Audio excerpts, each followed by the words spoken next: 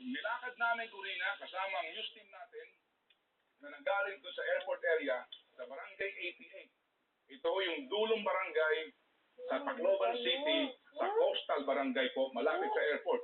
Nilakad natin magmula doon hanggang sa command post natin sa provincial capital na kung saan po nagbaha din po ang ating lahat ng equipment. Kaya po kami hindi nakapag-broadcast kagabi dahil lahat po ng aming equipment binaha at ang iba nga po ay tinangay dahil po tinangay yung mga sasakyan. Kaya po may news team mismo na nagko-cover na nandoon sa command center natin, nagsilikas at muntik na rin pong matangay mga kapamilya ng Agos.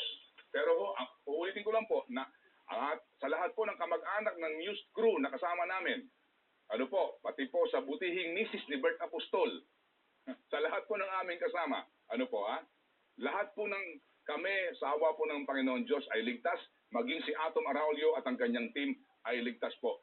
Ito ho muna, ating pong pakinggan ang isang panayam po ng inyong lingkod sa isang biktima ng kalamidad.